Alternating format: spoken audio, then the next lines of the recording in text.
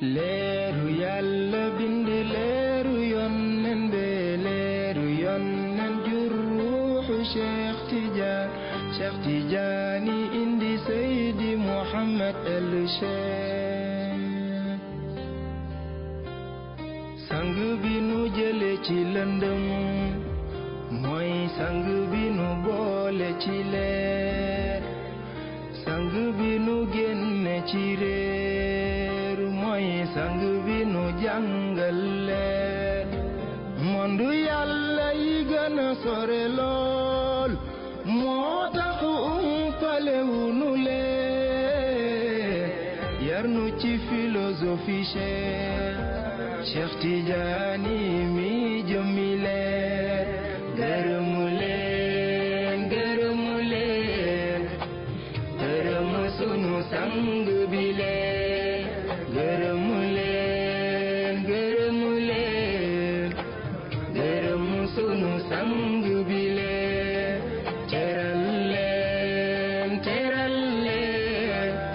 teral Seydi Mouhamed El Cheikh gërëmu leen gërëmu sunu sang bi leen. Seydi Mouhamed El Cheikh, permets-moi quand même de te dire toute mon admiration.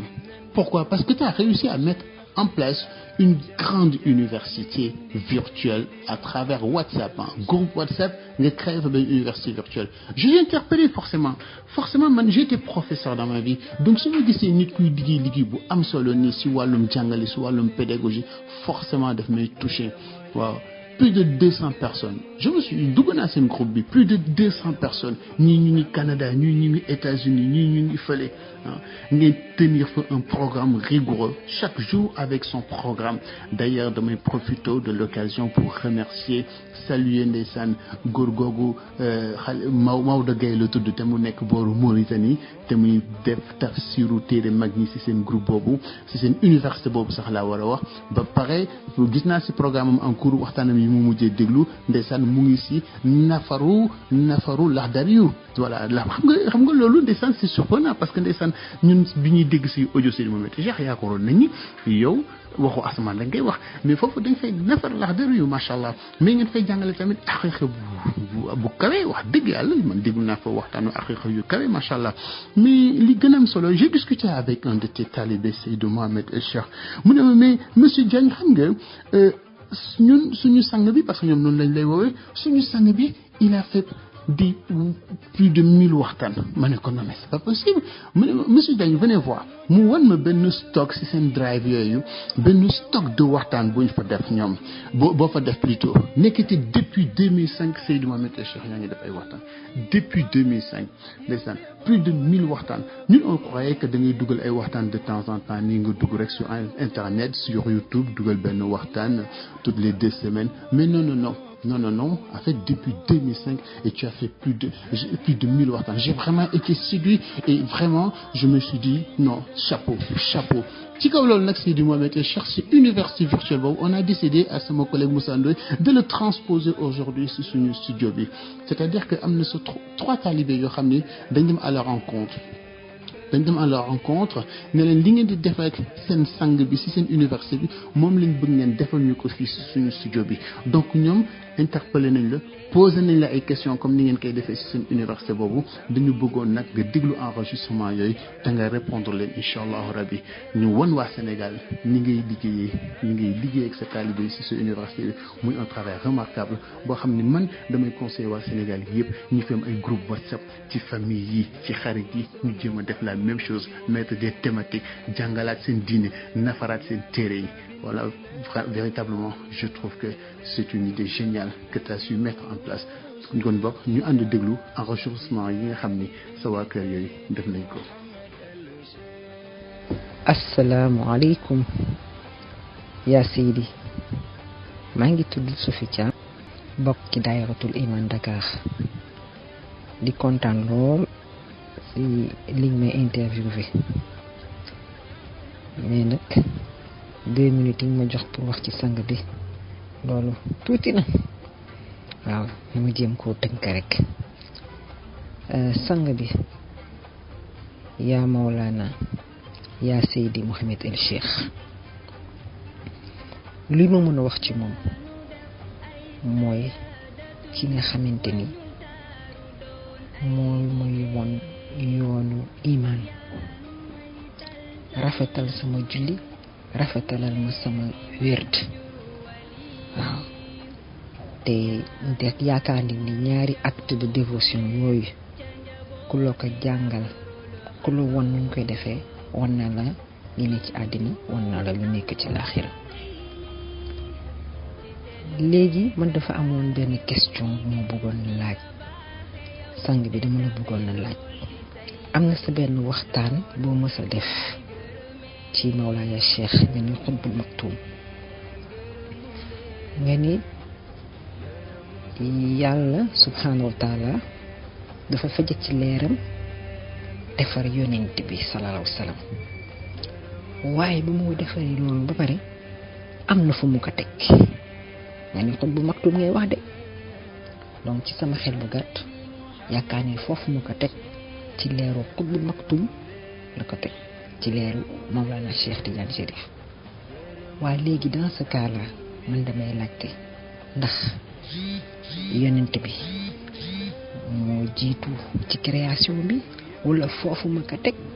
moo jiitu ci création bi loolu daal moo doon sama laaj am naa nag laaj yu bëri waaye daal boobu daal moo ma yitteel. waaw avant tout merci monsieur Diagne ci remarque bi nga def ci suñu université bi nga xam ni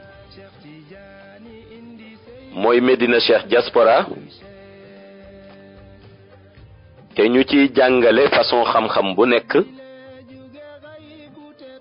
waaye aussi di ci fexe di ci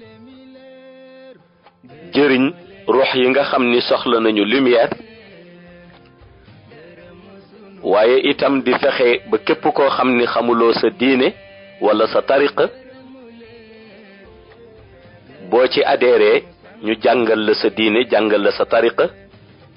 ci façon bi nga xam ni noonu la ko yonent bi sallallahu alayhi wa sallam bëgge waaye aussi ci façon bi nga xam ni noonu la ko Mawlaay Cheikh Ahmed Tijani Chérif bëgge kon remarque bi nga ci def en tant que journaliste ñu ngi lay féliciter di la wax ni ñun loolu dong mooy suñu dund waaye aussi loolu dong mooy suñu mission tabarakallahu bi ñu ñëwee ci question bi nga xam ni moom lañu suñu soppe bi di soxna Sofiyatu Thiam te bokk ci daahiratul iman section Dakar question bi mu ñu posé concernant li ma jotoon jàngale ci diggante ruuxu yonent bi sallallahu alayhi wa sallam ak xaqiqa Xutbul Maktum mu delloo si waat njàngale bi ma defoon te wax ni li Cheikh Al Hadji Malick wax ni wa innahu iz arada allahu nashatana abana min nuurihi nuurana bil alami te ma wax ni ànd ci di dëggal li Maodo wax te ni yàlla bi muy bind yonent bi sallallahu alayhi wa sallam dafa fejat leeram moom yàlla bind ci leeru yonent bi ma def benn njàngale ci xaqiqa wax ni bi yàlla fejatee leeram bind ci leeru yonent bi sallallahu alayhi wa sallam yàlla am na fu mu tegoon leer googu ma wax ni fi mu tegoon leer googu nag ginnaaw bi mu génnee leeru yonent bi sallallahu alayhi wa sallam ci boppam ma ni fi mu ko tegoon moom yàlla foofu mooy leeru qutbul maktum parce que bi ko ca yàlla tegee leeru yonent bi dafa aspiré leer gi nga xam ni ca lañ ko tegoon leer giñ ko tegoon dellu nekk ci biir buulu lumière moom yonent bi nëbbu boobu mu nëbbu moo tax nu tuddee ko qutbul maktum léegi moom soxna Safiyatu Caam muy laaj ni comme li ma wax ni yàlla bi mu fejatee leeram bind ci yonent bi mi ngi ko tegoon ci leeru qutbul maktum léegi mu bëgg laaj ci wàllu xikma léegi leeru yonent bi yàlla fejat génn ko ci leeram ak fi mu ko teg di leeru qutbul maktum ban moo jiitu ci processus création yi pour ñu gën ko expliquer ndax xam na ni leeru yonent bi moo jiitu waaye dafa bëgg gën ci am dégg-dégg bu gën a leer dégg-dégg boobu nag laa ko bëgg indil ci benn explication bii ma di ko jox gis nga yàlla dafa am ci ñaari processus de création yu muy doxale ak ay nitam xikma bu am solo la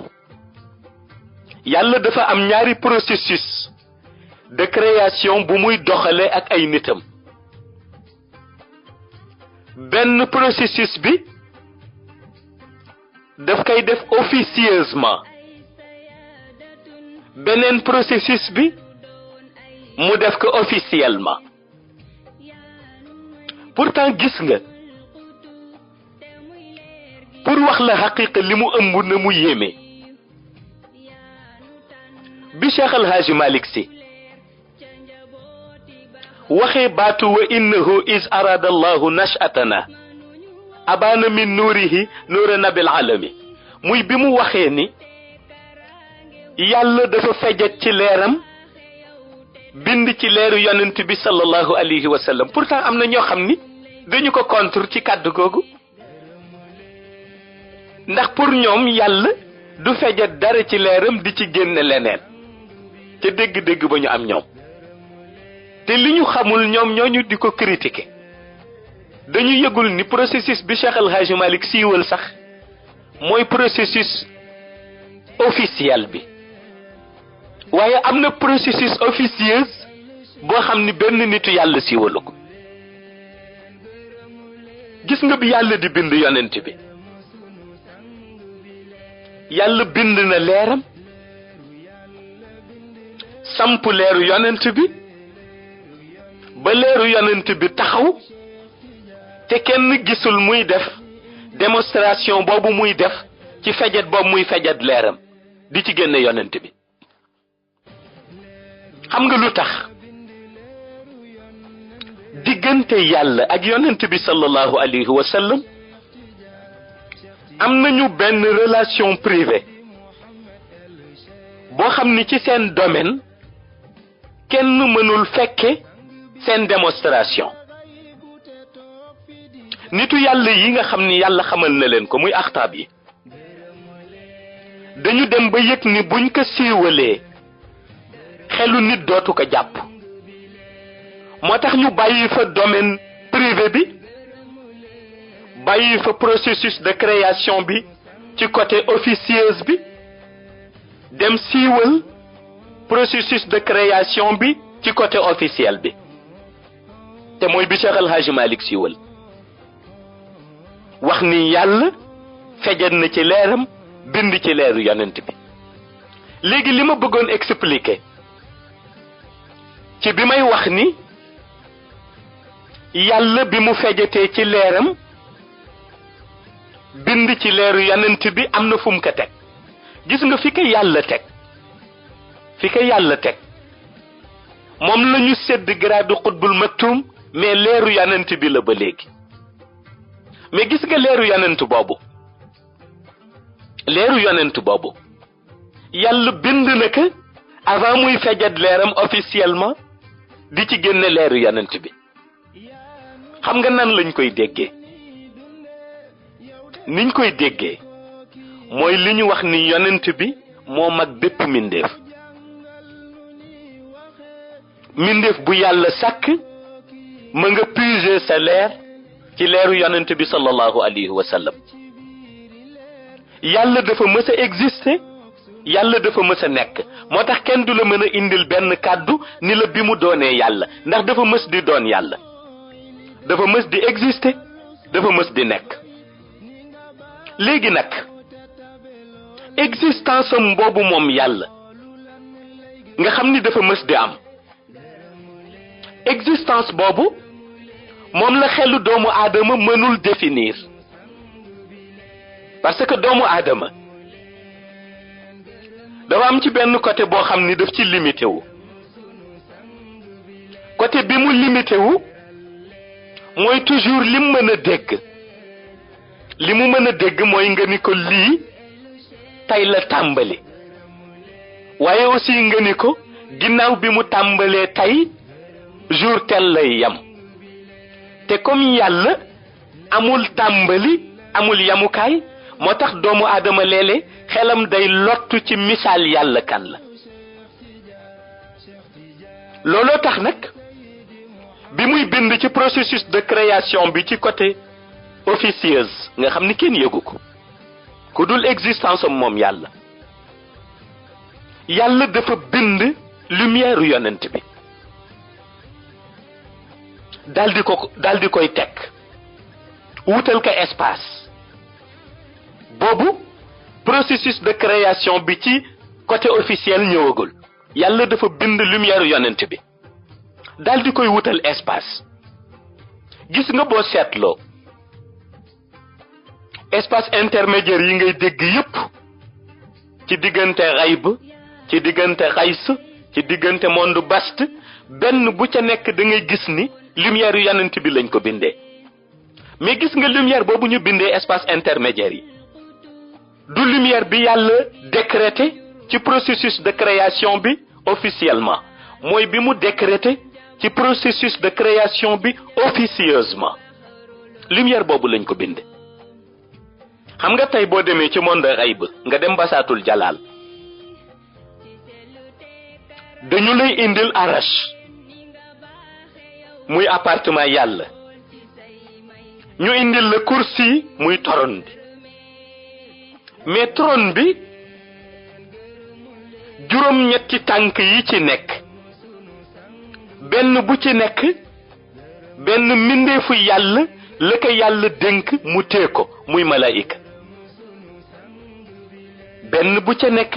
benn mbindeefu yàlla bu yàlla bind la dénk mu tee benn tànk bi muy malaayika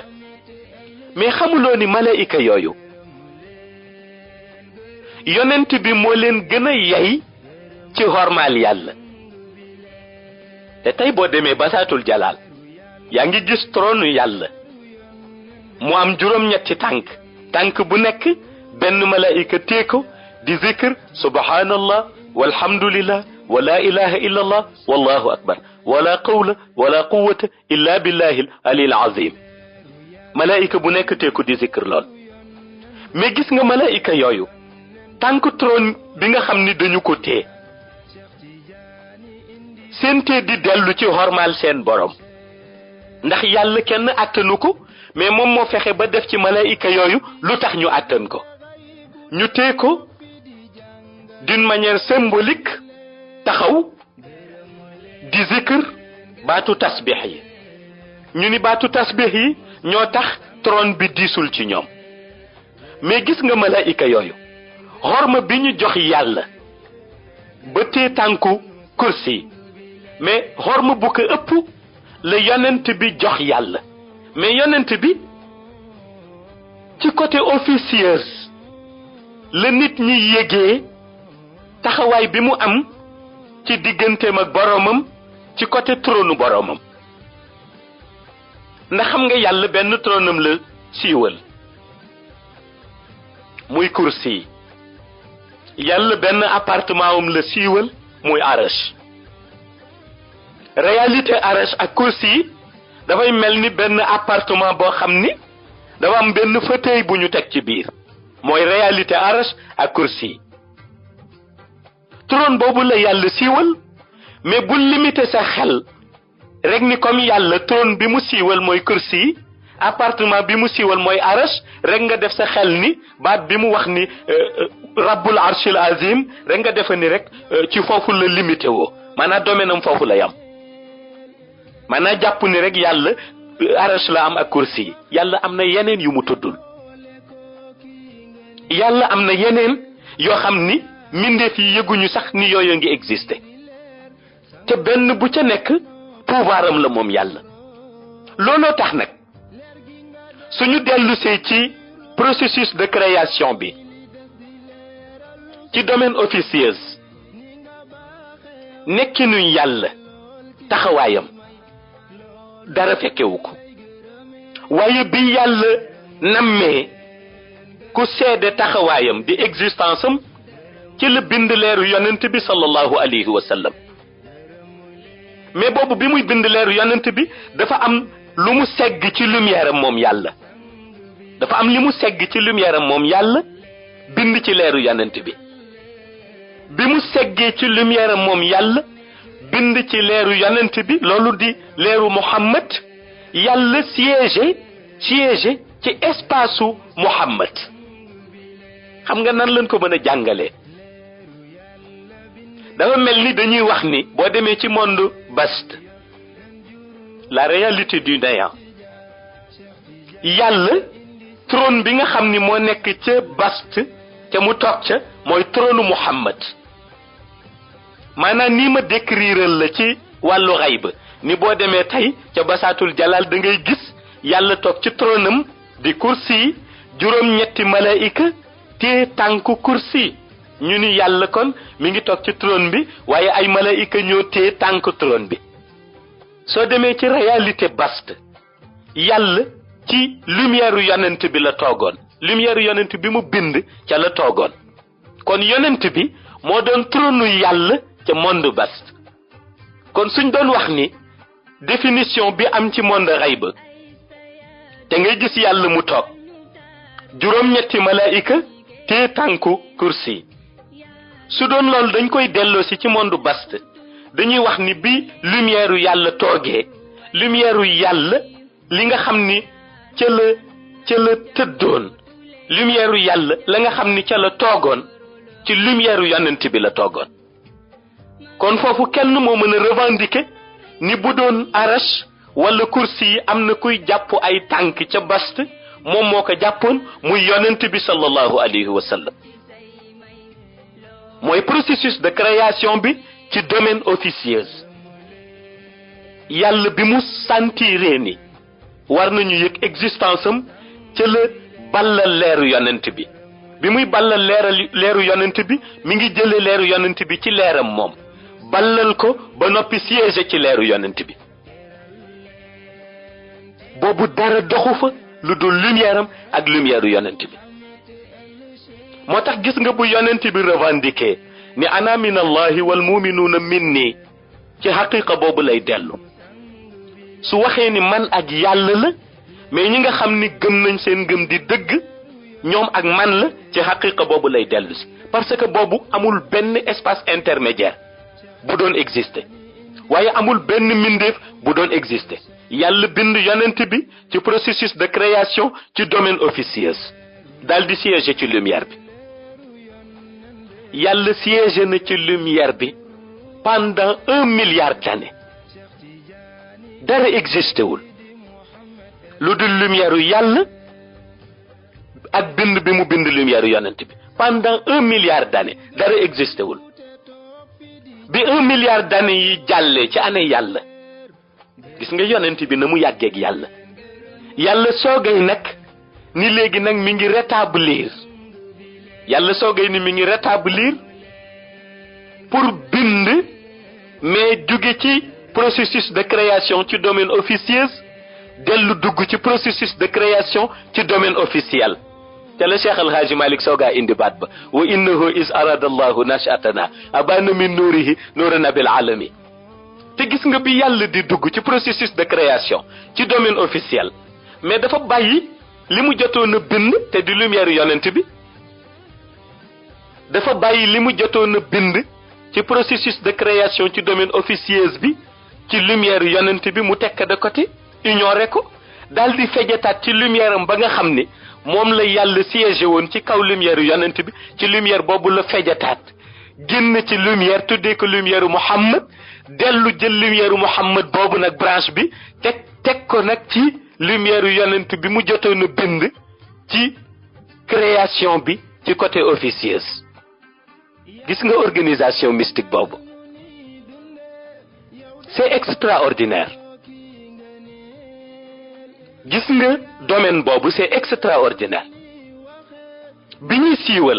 siiwal te yàlla bëgg ñu siiwal ni léegi mi ngi bind ci domaine officiel, maanaam mi ngi bind yëgal ko axtaab yi ci seen réalité ñoom, parce que axtaab yëpp seen lumière mi ngi doon couronné wu ci biir lumière yonent bi sallallahu alayhi wa sallam bi yàlla bindoon ci domaine officieuse. looloo tax bi yàlla di siiwal lumière bi dafa bàyyi lumière yonent bi nga xam ni jotoon na ko bind 1 milliard d'années ci biir monde vaste. 1 milliard d'années kenn xëju fa ku dul yàlla yonent bi, lumière yàlla bind lumière yonent bi ba noppi siégé ci kaw lumière yonent bi mu demee ba yàlla bëgg nag bind ci processus bi nga xam ni mooy dellu ci domaine officiel ca lay yàlla nag daldi génn ak lumière am, daldi fejet ci lumière am, fejet ci benn étincelle, génn étincelle ba tuddee ko lumière Muhammad, mais jël étincelle ba mu mel ni branche, mu jël ko xool fi mu toogoon moom yàlla mu jël ko teg ko foofu, mooy fan mooy lumière Muhammad ba mu njëkkoon a bind ca la ko yàlla teg. bi mu ko ci tegee lumière boobu yàlla bind ci domaine officiel bi te tuddee ko Muhammad, yàlla jox ko pouvoir ak capacité bu tax mu aspirer lumière Muhammad bi yàlla jotoon a bind bu yàgg ci domaine officieuse, mu aspirer ko comme ci benn ballu lumière boobu dugg ci biir ballu lumière ba, li nekk ci kaw di lumière bi yàlla mujj bind te tuddee ko lumière Muhammad, li nekk ci biir di lumière bi yàlla njëkkoon a bind te tuddee ko lumière Muhammad, ñaar yëpp di Muhammad. ca la yàlla séddale bi yàlla di séddale nag yàlla ni comme lumière bi nekk ci biir bal bi moom laa njëkkoon a bind, waaye jox naa lumière bi nga xam ni moom laa mujj bind pouvoir bu tax mu mën a aspirer lumière bale ba dugal ko ci biiram, kon lumière bi ci kaw laay tuddee lumière Muhammad di yonent bi sallallahu alayhi wa sallam, lumière bi ci biir lumière Muhammad ma tuddee ko lumière Ahmad di qutbul maktum di Mawlaay Cheikh Ahmad Tijani. moo tax Mawlaay Cheikh Ahmad Tijani ñu ni mooy baatinu yonent bi, looloo indi ñu ni Mawlaay Cheikh Ahmad Tijani mooy baatinu yonent bi. mais grade gi nga xam ni itam Mawlaay Cheikh Ahmad Tijani ko détenir te di gradu katmiya, nga xam ni mooy l'intermédiaire entre le prophète de l'islam et les autres prophètes, nga xam ni dañu ni ginnaaw yonent bi Mawlaay Cheikh Ahmad Tijani Chérif mooy ñëw, mais foofu la ko xaqiqa di nangoo. parce que bu leen fàtte ni jamono jooju yàlla bindagul yonent, yonent bi sallallahu alayhi wa sallam la bind ci domaine officiel bi ba pare fexe ba bind bi mu ko bind ci domaine officiel bi, bind boobu aspiré bind bi mu ko bindoon ci domaine officieuse bi, te kooku 1 milliard d'années avant domaine officiel bi di xew, avant processus de création officielle bi di xew, 1 milliard d'années. waaye yàlla jël lumière bi mu mujj bind ci processus de création bi ci domaine officiel may ko pouvoir ak capacité bu tax mu mën a aspirer bi yàlla jotoon a bind te di lumière Muhammad ba léegi 1 milliard d'années. ñu xool ñaar yëpp di Muhammad te dëgg la, ndax bii yàlla mujj bind ci wa innahu is arada allahu nashatana abana min nuurihi nuura nabil alami bi Muhammad la, bi mu jotoon a bind ca bast siège ca Muhammad la benn bu ca nekk yonent bi lay reflété comme yàlla dafa nam mu yonent bi bu ñëwee ci monde shahada nekk benn jëmm yàlla wutal yonent bi baatinu yonent bi mooy lumière ba nga xam ni moom la yàlla bindoon ci domaine officieuse tuddee ko xutbul maktum te changé ko muy lumière u Ahmad di Mawlaay Cheikh Ahmad Tijani foofu la katmiya bi jóge looloo tax xutbaani yu bi ñuy doxale ci wàllu katmiya bi te muy xutbaaniyatul kanzam ñu puisé ko ci bahrul kanzi gis nga di lumière yu yonent bi mu juddoo ci domaine officiel ni mu aspiré woon lumière am bi nga xam ni moom la yàlla bindoon ci domaine officieuse bi gis nga aspiration boobu looloo tax boo déteniré xutbaaniyatul kanzam looloo tax ñu ni doo wër lumière moo lay wër parce que fu la lumière gisee rek aspiré la gis nga processus boobu na mel c'est extraordinaire looloo tax ñu ni boo déteniré xutbaaniyatul kanzam bi ñu pisé ci bahrul kanzi te muy katmiya bi yow doo wër lumière moo lay wër ndax fu la lumière gisee indiwaat processus ba daal di lay aspiré kon dañ cay dégg ni yonent bi yàlla bind na ko ci ñaari processus yu bokkul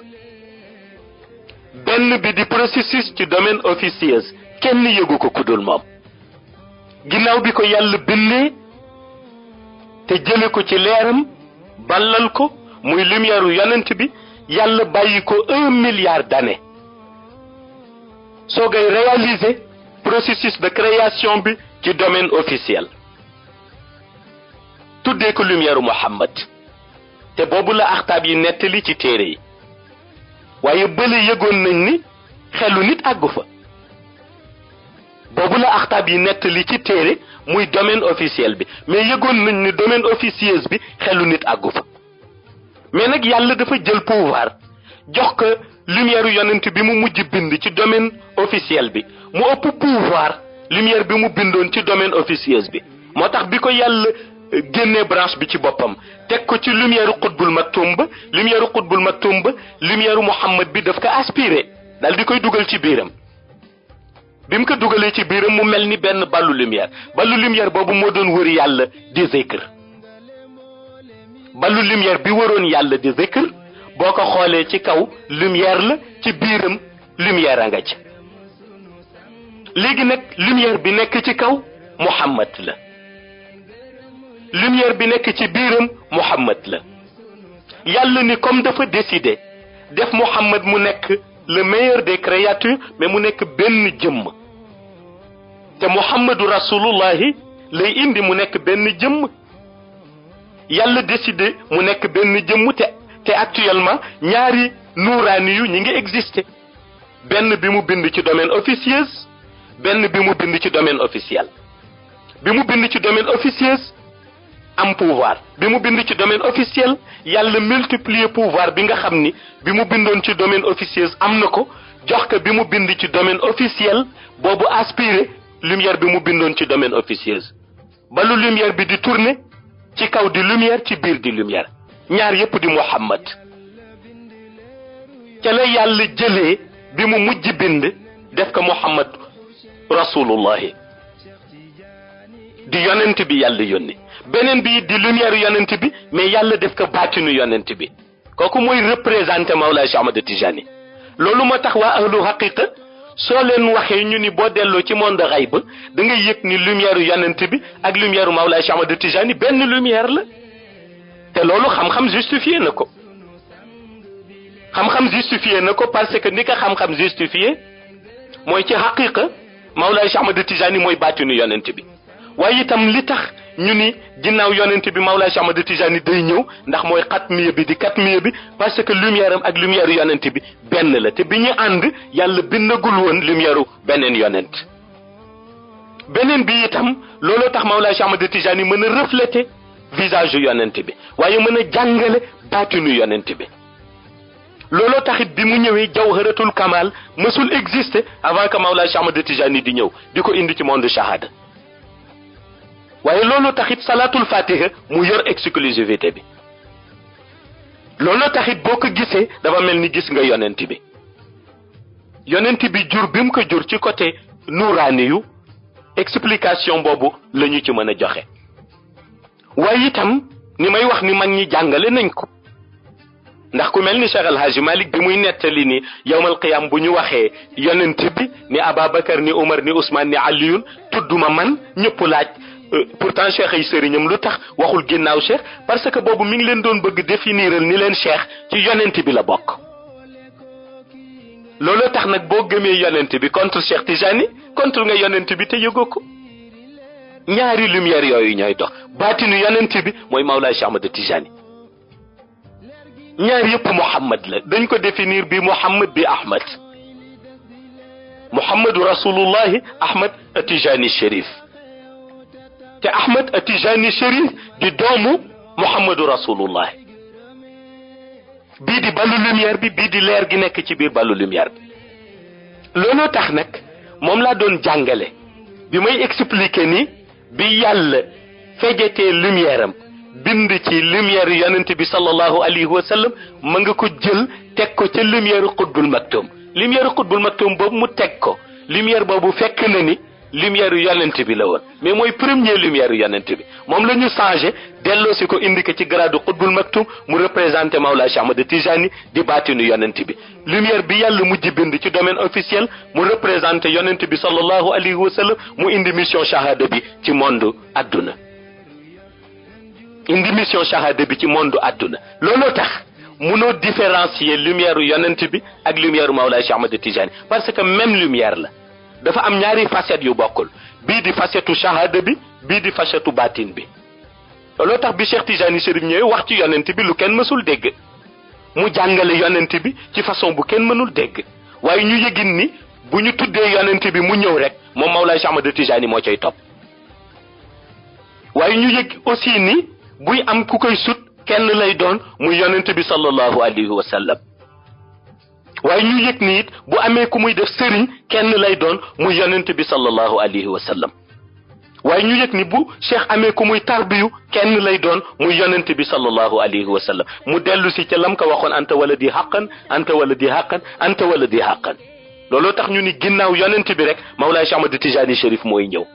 waaye boo delloo ca xaqiqa dellu sa bast da ngay gis ni ñoom ñaar seen lumière benn la mais pouvoir bi yonent bi moo ko détenir moo tax yonent bi moo ko aspiré tarbiye ko yar ko ci biiram jox ko lam koy jox jàngal ko soo koy indiwaat ci monde shahada pour mu lal malaanu tariqatul haqi te di tariqa tijaniya. macha allahu soxna Safiyatu Thiam loolu la ñu amoon pour tontu leen ko ci éclaircissement boobu ci barke yonent bi barke Cheikh Tijani.